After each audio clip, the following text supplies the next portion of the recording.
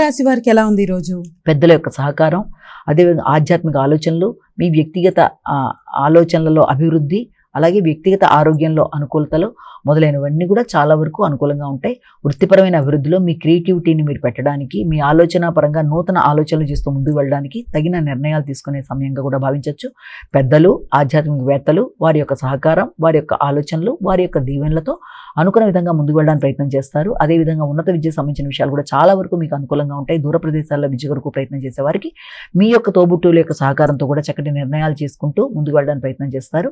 అయినప్పటికీ కూడా వీలైనంత వరకు మీరు తీసుకునే కొన్ని నిర్ణయాలు కొంతవరకు అది కొంత ఆత్మవిశ్వాసం అధికంగా ఉండడం బట్టి ఉన్నత స్థాయి వ్యక్తులతో విభేదాలు రాకుండా ఏదైనా లోన్కి సంబంధించిన విషయాల్లో కానీ, వారసత్వ విషయాల్లో కానీ, పెద్దలతో వ్యవహరించేటప్పుడు కానీ తగిన జాగ్రత్తలతో మీరు ముందుకు వెళ్ళినట్లయితే సమస్యలు రాకుండా చక్కగా అనుకూలతల నుండి ఏర్పడుతుంది. వృశ్చిక రాశి.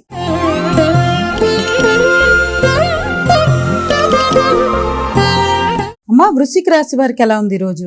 ఆకస్మికమైన ఖర్చులకి, ఆకస్మికమైన ప్రయాణాలకి, అనుకోని ప్రయాణాలకి మొదలైన వాటికి అవకాశం ఉన్న సమయంగా భావించవచ్చు.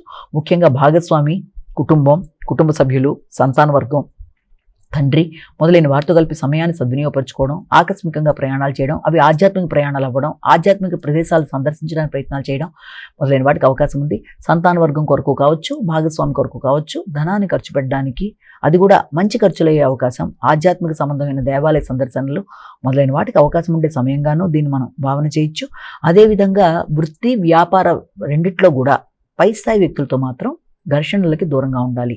నిర్ణయాలు తీసుకునేటప్పుడు కానీ, వారి సహకారాన్ని కోరుకునేటప్పుడు కానీ ఘర్షణలకి అవకాశం ఇవ్వకుండా జాగ్రత్తగా ముందుకు పెడితే మంచి ఫలితాలు ఇంకా వచ్చే అవకాశం అనేది ఉంటుంది. ధనస్సు రాశి.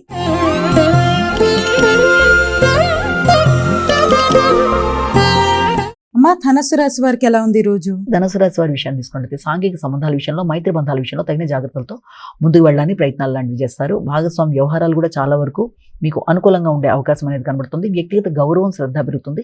వ్యక్తిగత విషయాలలోనూ, గృహానికి సంబంధించిన విషయాల్లోనూ, తల్లి, గృహం, మీ యొక్క వ్యక్తిగత విషయాలు, ముఖ్యంగా దూర ప్రయాణాలు మొదలైన వాటికి సంబంధించిన విషయాలు, చిన్ననాటి మిత్రులు, వీటికి సంబంధించిన విషయాలలో మైత్రి బంధాలతో పాటుగా వారికి సంబంధించిన ఖర్చులకు కూడా అవకాశం అనేది ఉంటుంది. మీరు చేసే ఖర్చులు మీకు మానసిక ప్రశాంతతను పెంపొందించే విధంగానే ఉండే అవకాశం ఉంటుంది కనుక తద్వారా మీ ఘర్షణకి అవకాశం అనేది తక్కువగా ఉంటుంది.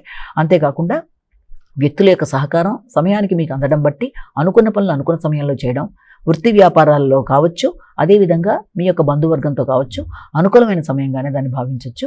ముఖ్యంగా భాగస్వామి యొక్క సంతోషం కొరకు ఏదైనా షాపింగ్ లాంటివి కావచ్చు, వారి యొక్క వ్యక్తిగత విషయాల్లో ధనాన్ని ఖర్చు పెట్టడానికి కావచ్చు ప్రయత్నాలు లాంటివి కూడా చేస్తారు.